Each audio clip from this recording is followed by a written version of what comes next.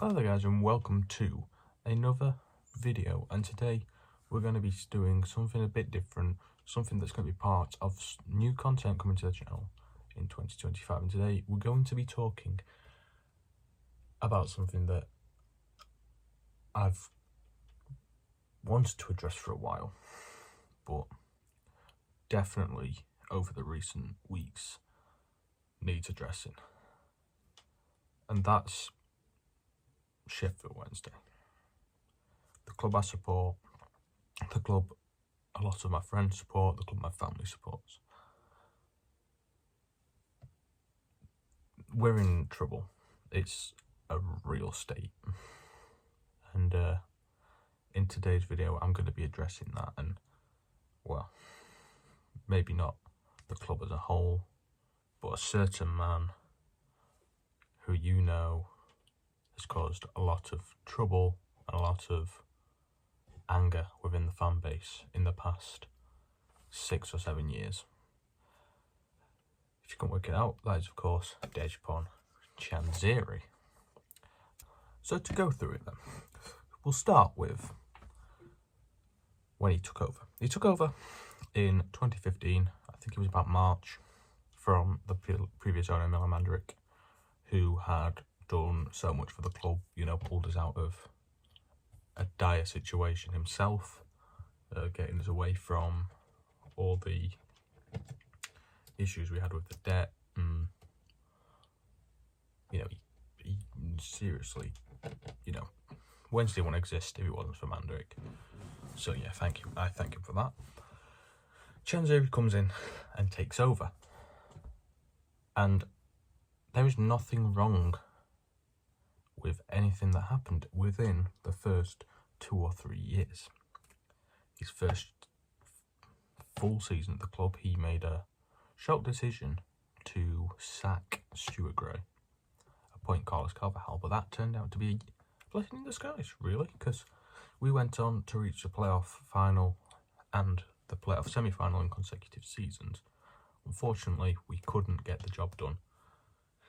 Chansiri made the promise he'd get us up by the 150th anniversary the following season, after the season we got knocked out in the semis to Huddersfield.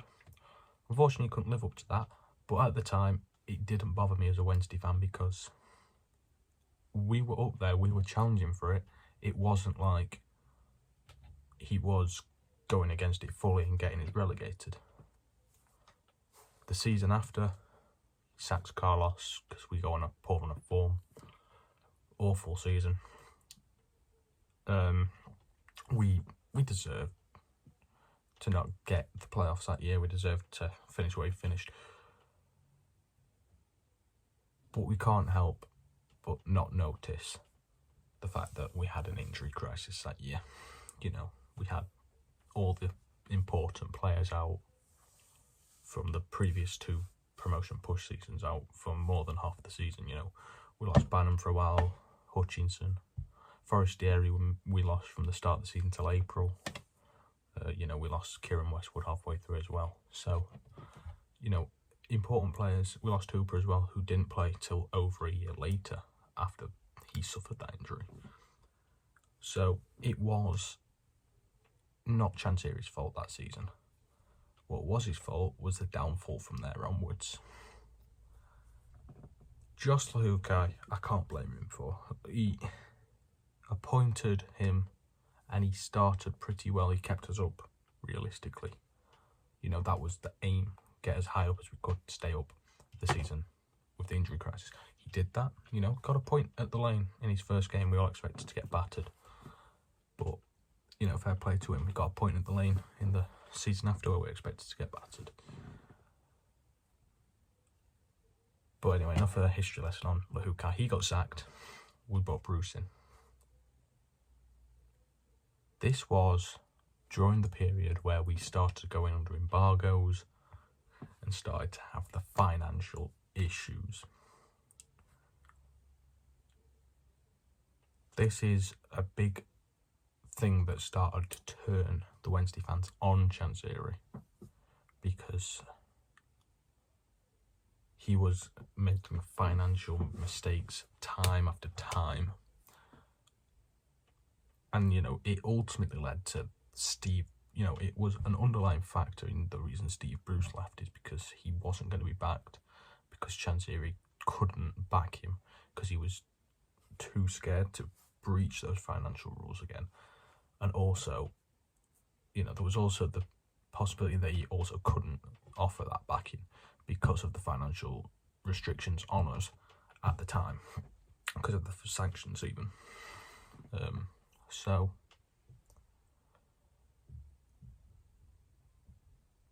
Bruce left. At the time, we were annoyed at Bruce. I get that. He left. He was building something the season he came in. He was probably. He would have probably got us playoffs should we have sacked Joss earlier and brought Bruce in earlier. He'd have probably kept us up. Got us playoffs even. But ultimately he didn't,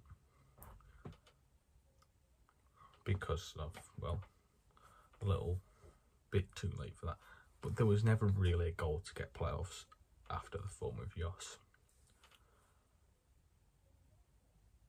We move on to the following season, the season where it starts to severely go downhill. We start the season managerless. Now, I'm not sure if this was Chansiri's fault or if this was down to us not really getting many managers available at the time to take the job. But yeah, after Bruce left that summer, we had Luke Bullen managing the club up until the first international break, and that's where we appointed Gary Monk. He did well at first, but the turn of the year was where it all exploded. I think we won once before COVID kicked in and ended the season, paused the season way too early. And then when we came back, we did do okay, but that was potentially just down to not everyone being fit due to the situation with COVID. But this was also the time where we found out that in the 2020-2021 season, we would be starting on -12 due to Chansiri just basically, to put it quite frankly, effing up financially. And this is where it all went out. This is where it all went. It was over for him in terms of his relationship with Wednesday that he had previously. He hasn't still got back there at all, and I'm not expecting him to, because he's gone too far, which we'll get into that stuff obviously later on. But anyway, he decided, after messing up, to turn around and say it wasn't his fault and he would never do anything to harm the club. Is he sure? Because it definitely was his fault. He messed it up. He was the reason we got that -12. Alright, he got the appeal done. He got us down to 6. But it was still those 6 points that sent us down that season. Going into the 2 League One seasons, it was drama-free. It really was. Other than a few transfer situations with Corbiano and Mighton and everyone getting recalled, there was no real drama. There was nothing really that Chansiri did wrong. And again, he can't really affect the loan recalls. Apart from one, which we'll get onto later, but you can probably guess which one I'm going to talk about in terms of that. He's done well. Yeah, 2 League One seasons. He's backed the managers, Alright, not giving them that much of I say them, like there was multiple, it was just Darren Moore, but he backed Moore. He gave him, on occasions he gave him a bit of money to spend. Trying to think, someone did come in for a fee. I want to say it was Deli Bashiru, but I think there was someone else as well. But players came in for fees for the first time in a while. But we still weren't making fees. Everyone was still living on frees. I can list loads. The season we went down, Westwood, Reach, Lees, Harris. Players we'd spent big bucks on. Rhodes, Jordan Rhodes, 10 mil left for free. All those big players that we had that we could have turned a profit on. Especially Westwood. He wasn't playing. We could have cashed in on him, and he doesn't, which is something I need to talk about later on again, about our strategy transfer wise, because it's awful. But we'll move on to that later when I go on the full rant. So anyway, Chansiri, like I said, backs the manager, gives him what he needs. Albeit most of them were free transfers, he gave him what he needs. He made sure that the players got new contracts offered, albeit they must have been awful because a lot of players were rejecting them. We got promoted. Second time I've asking, but it was better than never. We should have gone up automatically that year, but we didn't. Lost 4-0 in the playoffs, came back 1-5-1, won on penalties. Then went to the final, one last kick of the game. Everything's great. He drops a bit of cash on Reece James, probably one of our best defenders in the League One season. A few weeks before pre-season, Darren Moore gets sacked. Or walked. I can't remember if he was sacked or walked. It wasn't really communicated which one it was. But either way, Darren Moore gone. You think, okay, fine. Maybe it wasn't anything major. Maybe it was more this or that. We get into the season. Xisco comes in. Awful appointment. I'm not here to talk about appointments. I'm here to talk about the owner.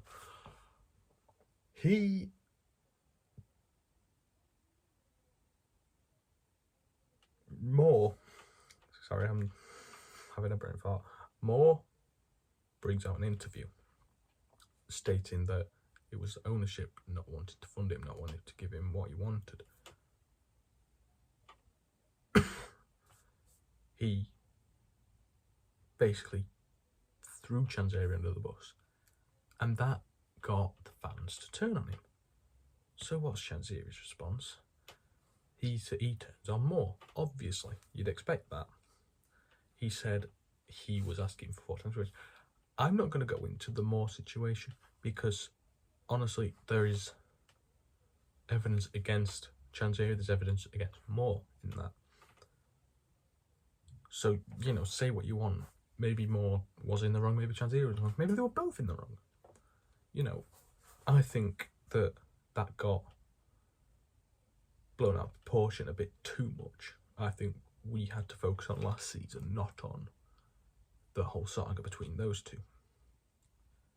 Then, the day of a match, Chansiri does something I was not expecting. I didn't even know about it because I was at college at the time and I was getting ready for the match that night. But then my mate, he comes up to me and says, "What do you think about Chansiri's statement?" I was like, "What statement?" I read the statement. Chansiri says he's not going to put any further funds into the club because of the protests. Oh, well, Dejpon. That's nice to know the day of the game. As you could have probably guessed, it was toxic that night. Very toxic.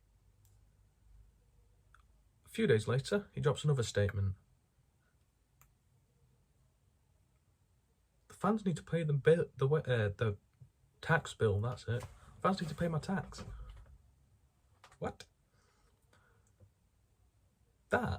Those two statements turned it from a on the fence situation, who's in the right, who's in the wrong with Moore, to a nobody's on Chansiri's side anymore. He lost complete faith in the club. he lost complete faith from the fans, even. And after that, it got it got so toxic. You genuinely safer in Chernobyl. I'm not even joking. Last season's toxicity towards the owner has been safer in Chernobyl. And it's getting towards that point again this season. But we're still in January, so we'll see. This is where we can get onto this season now, because he's done. He didn't do anything wrong after that. You appoint him role and all that. There was protests. Yeah, nothing got said. He had a good summer. You know, he did some decent deals. You know, he brought Ugbo in for a fee. All right, Ugbo is having a poor season. That's not what we're here for, but Ugbo's having a poor season. We then get to now. Last week in particular, we had a particular fan event, the Fans Forum.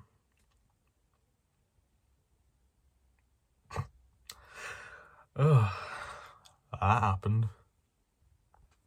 So even in the build-up to the forum, there were calls for Janziri to sell up.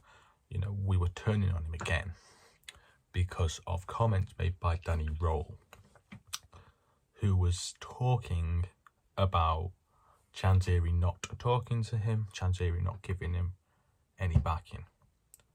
I don't know how much of that's true. Well, in the words that Roll said, I know it isn't true, but in the words Roll say. Janziri did confirm that there have been no talks in the Fans Forum, which is okay. When asked by a fan, though, if he planned to make a meeting with Roll to sort this out, he turns around and says, "That's not my job." Which, okay, maybe Danny Roll should have been the one to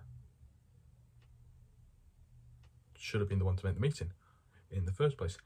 Maybe he should have. He obviously had time to. But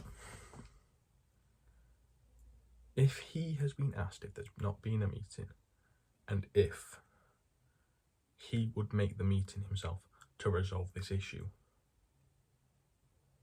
the fact he turned around and said no says he does not care.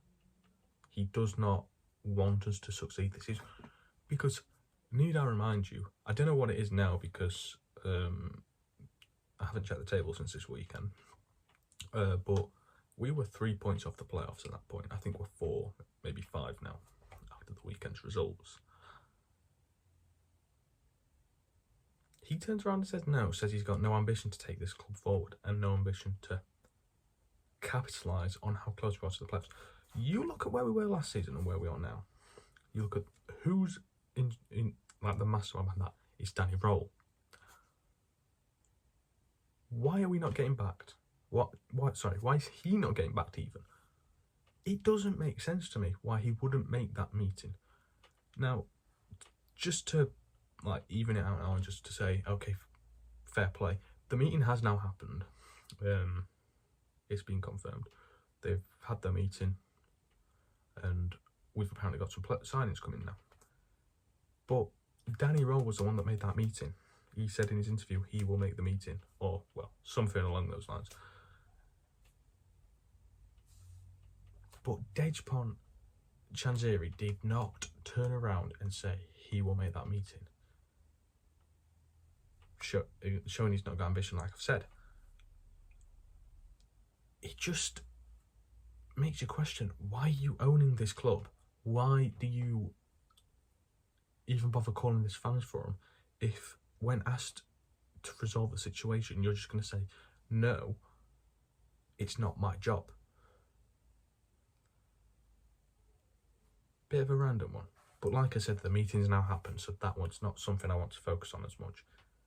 What I want to focus on a little bit, which really I don't get, is other comments he made regarding the fans. The first one, which is probably the most apparent one to football fans in general, not just Wednesday fans, is I will sell the club, but it isn't my job to find the owner. It's the fans' job. Or the takeover. How exactly is that going to work? Let me just call my sheikh from Saudi up really quick. Be like, hello, mate, can you buy Wednesday?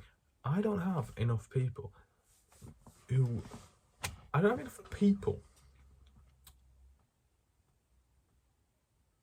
in my contacts to make up enough money to buy the club. Never mind one person. I think that will be the case for almost all Wednesday fans. How is it our job to find a new owner? It does not make sense to me. All you really have to do as the Wednesday owner here is say, I'm putting the club up for sale, and you will get people walking to you with offers to buy the club. It really is confusing me where he's coming from with that. Because, like I said, we don't have Sheikh, I don't know, I'll just use cities on a Sheikh Mansour. We don't have him on speed dial. We don't have Elon Musk on speed dial. We don't have rich people on speed dial. We can't just go out there and find an owner. And that makes me think he's not willing to sell the club at all, because he knows we are not going to be able to find that buyer. Obviously, every last bit of me that loves Wednesday, which is just every last bit of me really, hopes that we can, because as long as this guy's in charge, we're going nowhere. As things stand, we're more likely to lose Roll than we are Janziri. We're more likely to lose Roll than we are get promoted. It's really, really upsetting to be in this situation. So yeah, he doesn't want to sell the club. It's very obvious. And he knows what he's done. He knows what he's done in saying that. He's made himself look good and say, yeah, okay, I understand you're upset at me. I will sell the club. But he also knows, like I said, no one's going to find that buyer. So that's really frustrating. Another thing I want to go into with the fans then is we're not allowed to protest. And if we don't like it, don't come to games. That one, again, he has no power over. We obviously, it's like a law or something like that. We have the right to protest. There's nothing in the protests we've done that has been violent. You know, the worst thing we've done as protest is throw 5 tennis balls on a pitch. That's the only thing we've done that has any form of legal implication to it, because obviously you're not allowed to throw things on the pitch legally. But anyway, he has no right to tell us not to protest, and I think that's going to make us protest more, and I think he needs to realise that. You know, we've already protested once with the leaflets this weekend. Unfortunately, I wasn't at Leeds this weekend because I had a referee course, but that's besides the point. We already have a more protest planned. Luton at home. We have more leaflets coming, this time going on about the selling the club. We need a new owner. You know, they're going to be on the ballot this time. It's got to a point now where Chansiri is just being ridiculous, and he spat the dummy out again, and he knows what's coming, and he's just like pissed so many Wednesday fans off that no one, no one is not going to protest realistically. We've already got fans boycotting games, QPR at the weekend would have sold out by now. I don't think we've even sold 300 tickets yet. I could be wrong. But last I knew, we'd only sold 200 odd tickets. We're starting to boycott. And if that's not an indication to Chansiri that it's time to go, I don't know what will be. The final thing he brought up was, before we move on to possibly the most ridiculous thing he did on the night, he turned around when asked about his ambitions for the future. He turned around and said, "It doesn't matter what my ambition for the future is. I will, because it doesn't concern the fans. It won't affect them.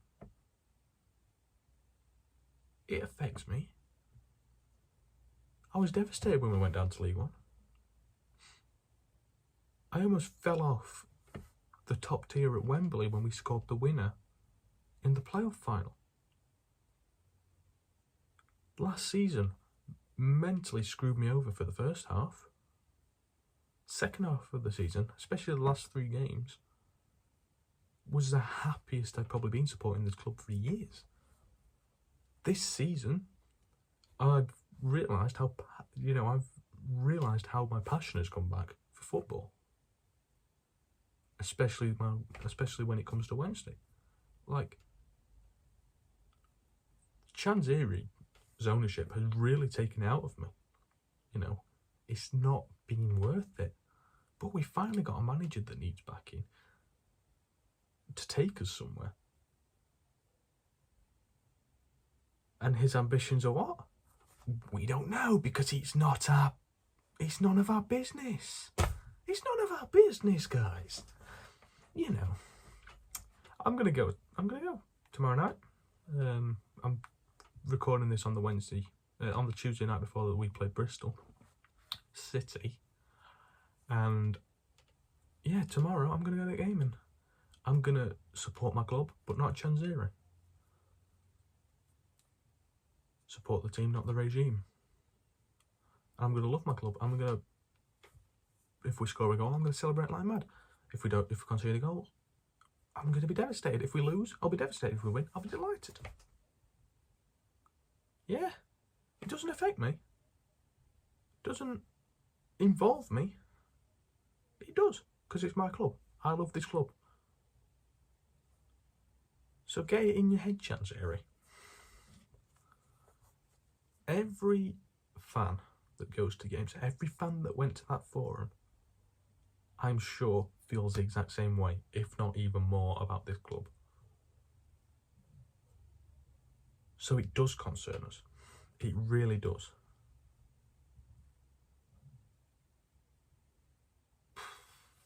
It's really baffled me why he said that. Because if it didn't concern us as fans, would he come in and say, "Oh, I'm going to get us to Premier League by 150th anniversary"? No, because it does concern us. That's what we wanted to hear. Tell us what we want to hear, Dejpon. Give us what we want. Or just do one, quite frankly.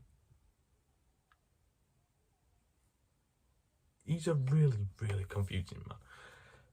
To finish up, we're going to go to the thing that really just summed that night up.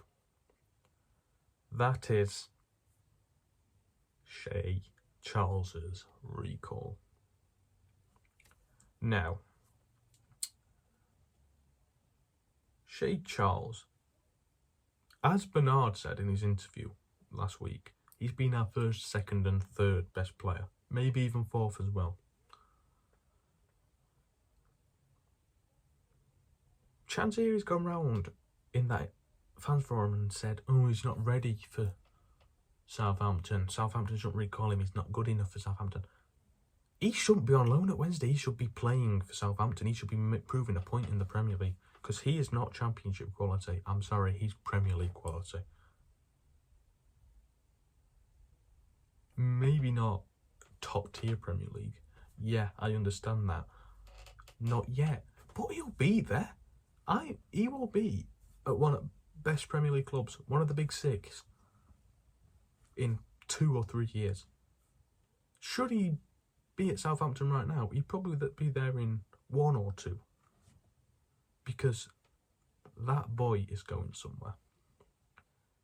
And not just fans of clubs he's going to end up at, but also Northern Ireland fans. You should be excited about this man.